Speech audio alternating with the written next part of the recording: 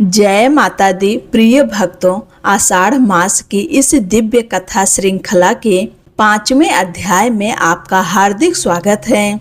पिछले अध्याय में आपने सुना था कि भगवान श्री कृष्ण ने वन में पहली बार देवी पद्मावती के दिव्य स्वरूप का दर्शन किया। उनके अनुपम सौंदर्य को देखकर भगवान का हृदय प्रेम से भर उठा।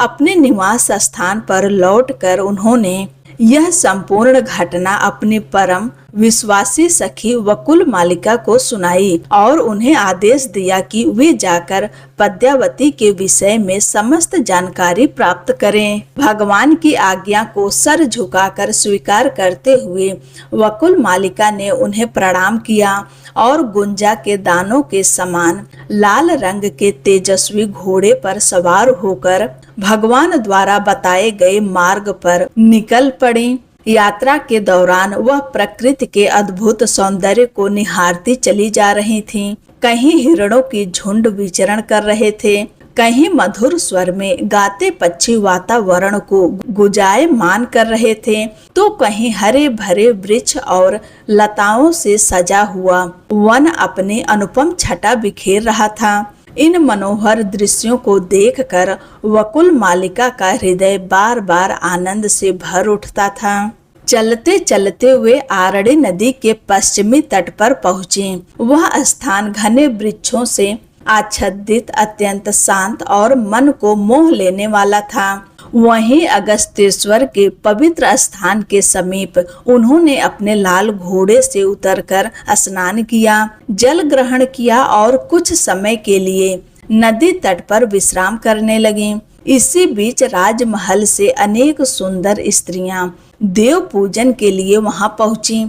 उनके वस्त्र, आभूषण और दिव्य तेज देखकर सहज ही प्रतीत होता था कि वे कोई साधारण स्त्रियां नहीं थीं। वास्तव में वे सभी देवी पद्मावती की प्रिय सखियां थीं। उन्हें देखकर वकुल मालिका उनके समीप पहुंची और अत्यंत विनम्रता से बोली, हे सुंदरियों, आप सब कौन हैं? आपके आभूषण और हार अत्यंत अद्भुत और विलक्षण प्रतीत हो रहे हैं। कृपया अपना परिचय दीजिए। वकुल मालिका की जिज्ञासा सुनकर उन सखियों के अधरों पर हल्की सी मुस्कान छा गई। वे विनम्र स्वर में बोली, हे सुंदरी, पहले आप अपना परिचय दीजिए। आप कहाँ से आई हैं और इस पवित्र स्थान पर किस उद्देश्य से पहुंची हैं? इसके बाद उन्होंने अपना परिचय देते हुए कहा, हम महाराज आकाश राज के राजमहल में रहने वाली स्त्रियां हैं और राजकुमारी पद्मावती की सखियां हैं। कुछ समय पहले हम सब राजकुमारी के साथ वन में विहार करने गई थी। वहां उनके लिए सुंदर सुंदर पुष्प एकत्र कर रही थी। तब पुष्प चुनते चुनते हम सब एक विशाल वृक्ष के नीचे विश्राम करने लगी। तभी हमारे सामने एक ऐसे दिव्य पुरुष प्रकट हुए जिनका सौंदर्य शब्दों में वर्णन करना असंभव है। उनकी श्यामल कांति इंद्र नील मणि के समान चमक रही थी। विशाल और बलशाली भुजाएं अद्भुत तेज से प्रकाशित थी। उनके वक्षस्थल पर ऐसा प्रतीत होता था मानो स्वयं महालक्ष्मी विराजमान हो। कटी पर पीतांबर शोभा दे रहा था। एक हाथ में स्वर्णमय धनुष और दूसरे हाथ में बाण था, जबकि उनके मस्तक पर स्वर्ण मुकुट दिव्य प्रकाश बिखेर रहा था। उनके उस अलौकिक रूप को देखते ही हमारी कमल नयनी सखी पद्मावती अनायास ही बोल उठी, देखो देखो। हम सबकी दृष्टि भी उसी दिव्य पुरुष की ओर चली गई, लेकिन अगले ही क्षण वे वहां से अंतर्ध्यान हो गए। उनके जाते ही राजकुमारी पद्मावती विरह और प्रेम के भाव से मूर्छित होकर भूमि पर गिर पड़ी। हम सब अत्यंत व्याकुल हो उठे और उन्हें तुरंत राजमहल ले आई। जब महाराज आकाश राज ने अपनी प्रिय पुत्री की यह अवस्था देखी तो वे अत्यंत चिंतित हो गए। उन्होंने तत्काल एक विद्वान ज्योतिषाचार्य को बुलाकर पूछा, हे विप्रवर, मेरी पुत्री की यह दशा किस कारण हुई है? कृपया ग्रहों का विचार करके सत्य बताइए। तब बृहस्पति के समान विद्वान उस ब्राह्मण ने ध्यान पूर्वक ग्रह नक्षत्रों का विचार किया और बोले, राजन, कोई परम दिव्य और उत्तम पुरुष आपकी कन्या के समीप आया था। उसी के दर्शन से राजकुमारी प्रेम विभल होकर मूर्छित हुई हैं। भविष्य में उसी महान पुरुष के साथ इनका विवाह होगा। इतना कहकर ज्योतिषाचार्य अपने घर लौट गए। इसके बाद महाराज आकाश राज ने वैदिक ब्राह्मणों को बुलाकर आदेश दिया, आप सभी देव मंदिर जाइए और वेद मंत्रों के साथ भगवान शंकर का महाअभिषेक संपन्न कराइए, जिससे मेरी पुत्री का मंगल हो। फिर उन्होंने हम सभी सखियों को बुलाकर कहा, तुम सब महाअभिषेक के लिए आवश्यक सामग्री शीघ्र एकत्र करो। राजा की आज्ञा का पालन करते हुए हम सभी देव मंदिर चली आई। इतना कहकर सखियां वकुल मालिका से बोली, हे सुभगे, अब आप भी अपना परिचय दीजिए। आप कहाँ से आई हैं, किस कार्य से यहाँ पहुँची हैं और आगे कहाँ जाने का आपका विचार है। आपको देखकर ऐसा प्रतीत होता है मानो आप इस दिव्य अश्व पर सवार होकर देवलोक से आई हो। सखियों की मधुर वाणी सुनकर वकुल मालिका अत्यंत प्रसन्न हुई। उन्होंने मुस्कुराते हुए उत्तर दिया, मैं वेंकटाचल से इस दिव्य अश्व पर सवार होकर आई हूँ। मेरा उद्देश्य महारानी धरणी देवी से मिलना है। यदि संभव हो तो कृपया मुझे उनके दर्शन करा दीजिए।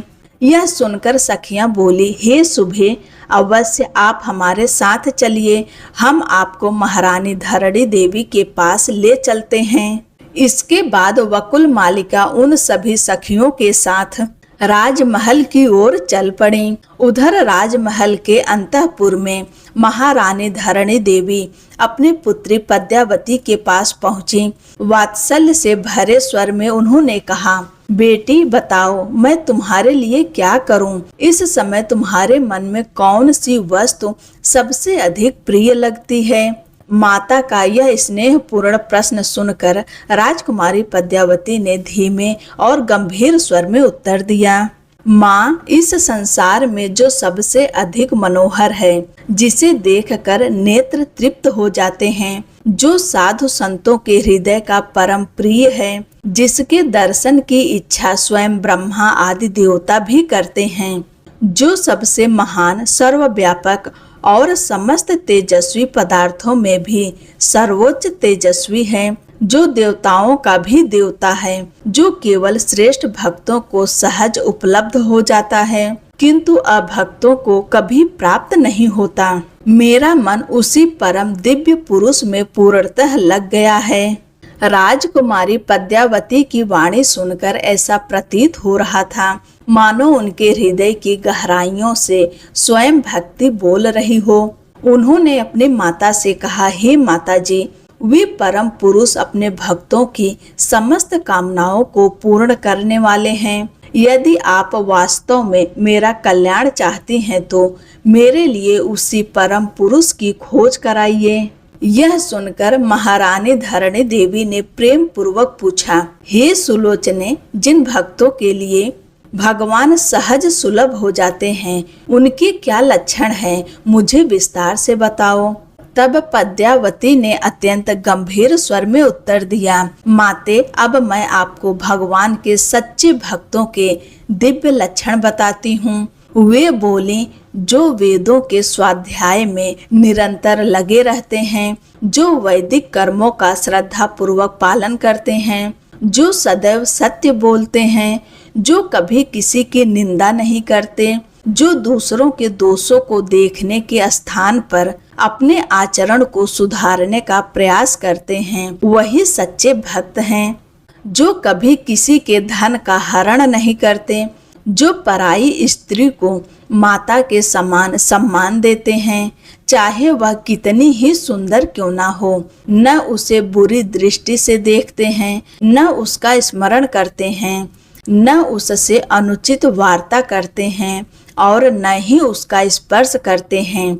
ऐसे महापुरुषों को ही वैष्णव कहा जाता है। जो सभी प्राणियों पर दया करते हैं, सबके कल्याण में लगे रहते हैं, सदा भगवान विष्णु के दिव्य गुणों का कीर्तन करते हैं, जो थोड़े में ही संतुष्ट रहते हैं, अपनी पत्नी के प्रति अनुराग रखते हैं और राग भय तथा क्रोध से दूर रहते हैं, निश्चय ही वही भगवान विष्णु के सच्चे भक्त हैं।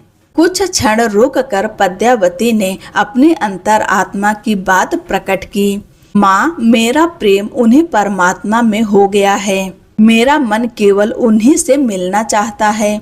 भगवान विष्णु के अतिरिक्त इस संसार की किसी वस्तु की मुझे कोई इच्छा नहीं है। मैं प्रत्येक क्षण उन्हीं श्याम सुंदर प्रभु का स्मरण करती हूँ। उन्हीं के हरि, अच्युत और नारायण जैसे पवित्र नामों का जप करती हूँ और उन्हीं के सहारे जीवन धारण कर रही हूँ। इसलिए ऐसा उपाय कीजिए जिससे मेरा उनसे संबंध स्थापित हो जाए। इतना कहकर कमल के समान कोमल मुख वाली राजकुमारी पद्यावती मौन हो गईं। उनकी विरह भरी वाणी सुनकर महारानी धरणी देवी गहन विचार में डूब गईं। वे मन ही मन सोचने लगी, आखिर ऐसा कौन सा उपाय किया जाए जिससे स्वयं भगवान विष्णु प्रसन्न होकर मेरी पुत्री पर कृपा करें। इसी समय अगस्तेश्वर महादेव की पूजा संपन्न करके वे सभी सखियां वकुल मालिका के साथ राजमहल में पहुंची। महारानी धरणी देवी ने पहले वहां उपस्थित वैदिक ब्राह्मणों का बड़े आदर के साथ स्वागत किया। उन्हें स्वादिष्ट भोजन कराया, उत्तम वस्त्र आभूषण और यथाशक्ति दक्षिणा अर्पित की तथा अपने मनोरथ की सिद्धि का आशीर्वाद लेकर सम्मान पूर्वक विदा किया। इसके बाद उनकी दृष्टि वकुल मालिका पर पड़ी। उन्होंने पूछा, हे देवी, आप कहाँ से आई हैं? मुझसे आपका क्या कार्य है? कृपया बिना किसी संकोच के अपना परिचय दीजिए। तब वकुल मालिका ने दोनों हाथ जोड़कर अत्यंत विनम्र स्वर में उत्तर दिया, हे महारानी, मैं पवित्र वेंकटाचल पर्वत से आई हूँ। मेरा नाम वकुल मालिका है। इसके बाद उन्होंने पूरी घटना विस्तार से सुनानी आरंभ की। एक दिन भगवान श्री हंस के समान श्वेत और मन के समान वेगशाली दिव्य अश्व पर सवार होकर वेंकटगिरी के समीप स्थित वन में शिकार के लिए गए। एक वन से दूसरे वन में विचरण करते हुए वे अंततः आरड़ी नदी के पावन तट पर पहुँचे। वहां उन्होंने अपने दिव्य अश्व से उतरकर नदी के सुंदर तट पर भ्रमण करना प्रारंभ किया। उसी समय उनकी दृष्टि पुष्प चुनती हुई कुछ सुंदर कन्याओं पर पड़ी। उन सभी के बीच एक ऐसी दिव्य रूपवती कन्या थी जिसकी कांति स्वयं महालक्ष्मी के समान स्वर्णिम थी। उसका अनुपम सौंदर्य देखते ही भगवान का हृदय उसके प्रति अनुरक्त हो गया। उस दिव्य कन्या का परिचय जानने के लिए भगवान ने उसकी सखियों से पूछा, यह सुंदर राजकुमारी कौन है? तब उन कन्याओं ने उत्तर दिया, हे महाबल, ये महाराज आकाश राज की पुत्री हैं। बस इतना सुनते ही भगवान अपने दिव्य अश्व पर पुनः सवार हुए और अत्यंत तीव्र गति से वेंकटाचल लौट आए। वहां स्वामी पुष्करणी के पवित्र तट पर स्थित अपने दिव्य धाम में पहुंचकर उन्होंने मुझे बुलाया और आदेश दिया, हे सखी वकुल मालिका, तुम तत्काल आकाश राज की राजधानी जाओ। राजमहल में प्रवेश करके पहले महारानी धरणी देवी का कुशल क्षेम पूछना, फिर उचित अवसर देखकर उनकी परम सुंदरी पुत्री पद्यावती का विवाह प्रस्ताव मेरे लिए रखना। साथ ही राजा और महारानी के मन का भाव जानकर शीघ्र मेरे पास लौट आना। वकुल मालिका ने आगे कहा, हे महारानी, मैं केवल अपने स्वामी भगवान नारायण की आज्ञा का पालन करने के लिए ही आपके महल में आई हूँ। अब आप महाराज आकाश राज तथा अपने मंत्रियों के साथ विचार विमर्श करके जो उचित समझे वही निर्णय कीजिए। जैसे ही महारानी धरणी देवी वकुल मालिका के मुख से भगवान श्री हरि का यह दिव्य संदेश सुना, उनका हृदय आनंद से भर उठा। अब उन्हें विश्वास हो गया कि उनकी पुत्री पद्मावती का मन जिस परम पुरुष में अनुरक्त हुआ है वे कोई साधारण पुरुष नहीं बल्कि स्वयं भगवान नारायण हैं। अब आगे क्या होगा इसे आप अगले अध्याय में जानेंगे। यदि आपको यह रहस्यमयी कथा पसंद आई हो तो वीडियो को लाइक करें, अपने परिवार और मित्रों के साथ शेयर करें और चैनल को सब्सक्राइब करना ना भूलें। जय माता दी।